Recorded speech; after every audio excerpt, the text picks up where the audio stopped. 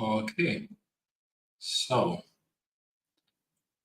let me just fix some of the uh, information here.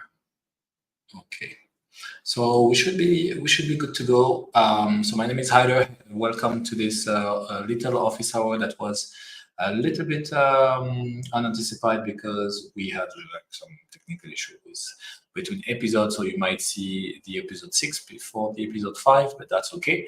Wanted to come back on one question that comes a lot, and from you guys, this is the appetite we have for accelerator and incubator. So I'm going to pull up some slides from my other company, which is a consulting firm that helped basically the regulated industry transform from within.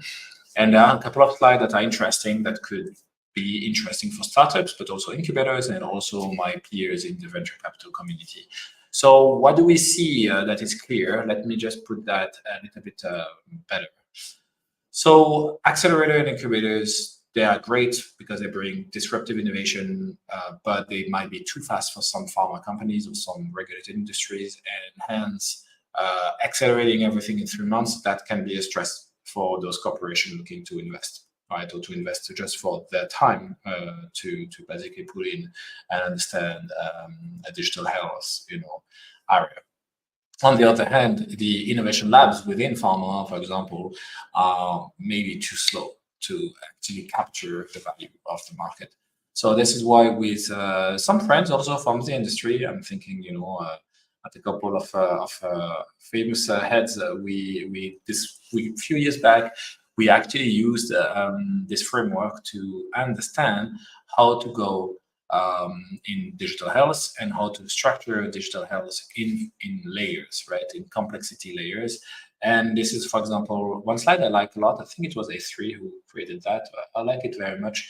So it's a really good view on how to penetrate digital health from simple wellness apps to more, clinical practice intense type of applications.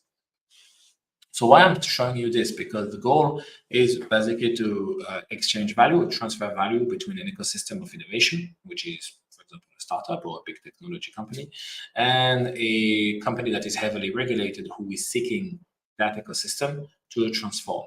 And obviously, from a venture capital perspective, we see that this is interesting to have this kind of transfer because it reinforces the market fit comprehension on one hand for the startup, but it also gives us a potential exit strategy or potential also investors from their corporate VCs. So this is a good way for us to start meeting, aligning the dots. So on that end, what is interesting to see is that startups and the ecosystem of innovation can bring a lot: culture, methodology, process, tech, time to market, and different audiences. For example, if we think of consumers, so this is definitely a plus, and definitely something a regulated company can look at startups to complete, but also a startup can look at the regulated industry into a potential partner to do retrospective studies or continuous studies, to have a market expertise, like if you want to expand to a different region, to have actually a compliance expertise, because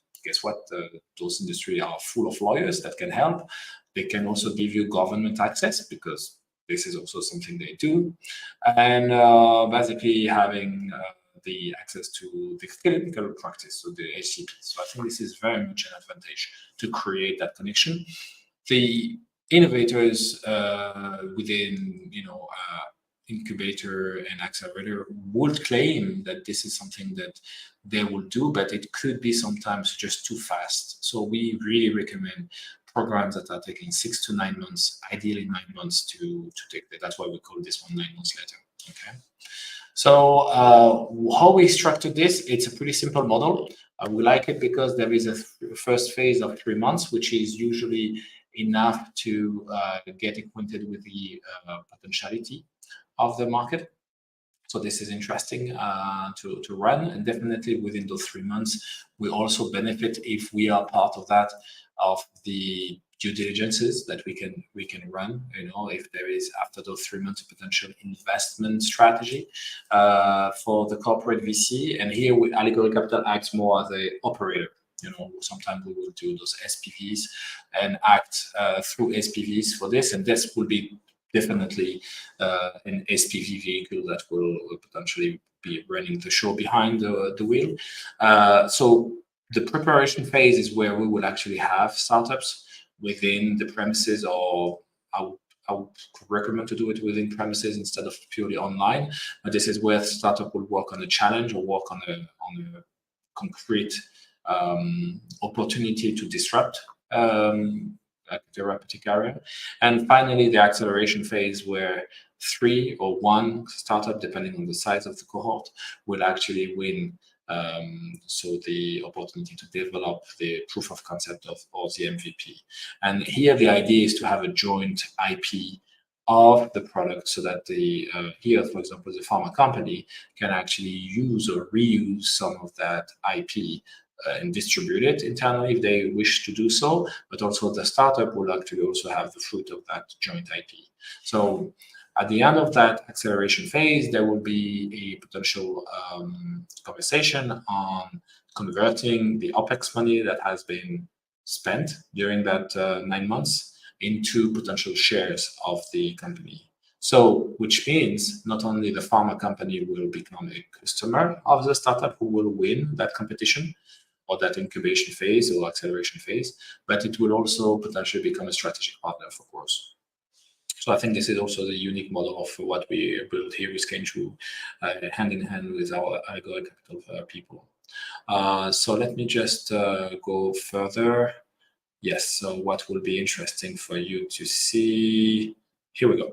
So interestingly here, what I propose and what I think is a good way to do is to start with around a cohort of 25 to 30 startup. We usually get around 90 to 100K type of return phase for operating this model. Then we have a 9 startup bootcamp, which is small enough to actually have comprehensive conversation with everyone. And here, this budget is actually also to pay for the startup to come. So meaning they will be physically there and they will be compensated for that time, which means it's also easier to defend that the pharma company will get a joint IP because they will pay for it and they will actually, invest in reality in that roadmap. The classical incubator, you see, if you were in the 3 months phase, you will actually miss all of that readiness preparation. And here, obviously, you have those corporate innovation teams working hand in hand, finalists working hand in hand on the classical proof of concept.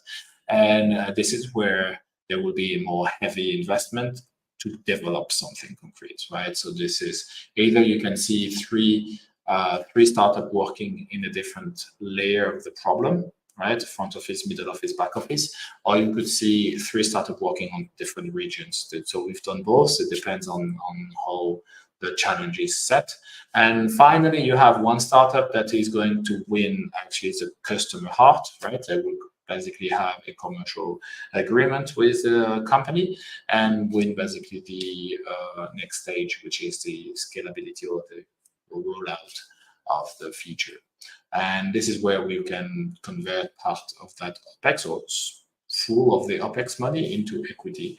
And this is where, from a VC operating perspective, we can actually also make sure that if there were between the 30 candidates interesting parties, we could use the SPV to actually fuel also the growth of the other startup, because they could be interesting to follow in the next couple of years. Everyone might be just too soon, and this is something that is a proven model to actually bring fruit to every parties. So my other company, Kenju, I have a team that can run that for you, and we work hand in hand here to operate the venture capital side for the corporate VC. So we don't appear as Allegory Capital here. We work more on a white label mode through that program, but it does help to unleash innovation for those startups.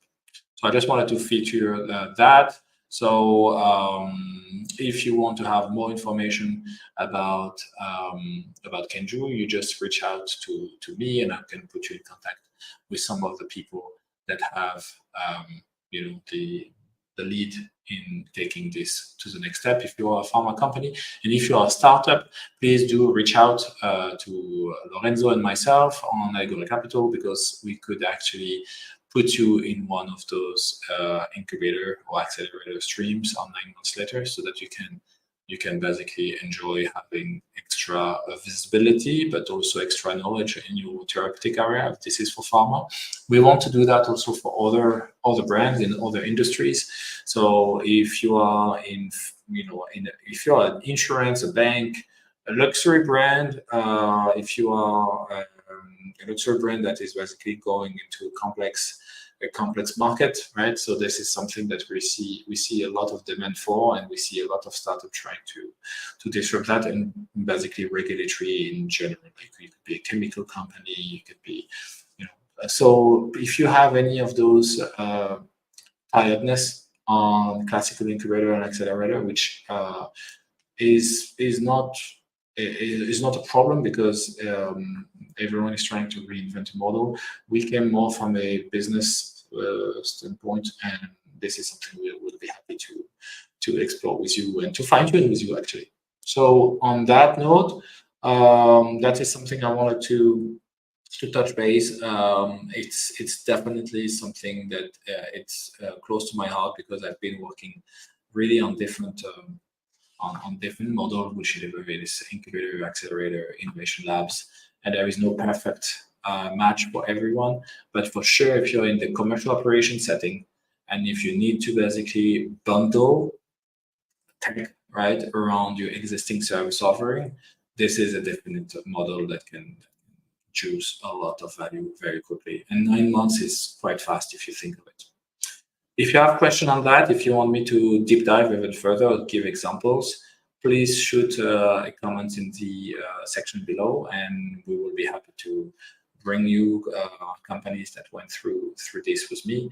And if you want, or you are interested into that SPV as a service, because you want to operate that not only from a pure incubator perspective, but also from a corporate VC perspective, that is also something we will be happy to do. And if you're an accelerator or an incubator and you want to deploy that model, we also offer it in a white label mode, so that you can operate it as an incubator in addition to what you do, and we will actually help you build the curriculum per therapeutic area and operate the SPV for you, if this is something that makes sense. So that was all for me. Thank you for watching, and looking forward to connect with you more on the next episode. Thank you.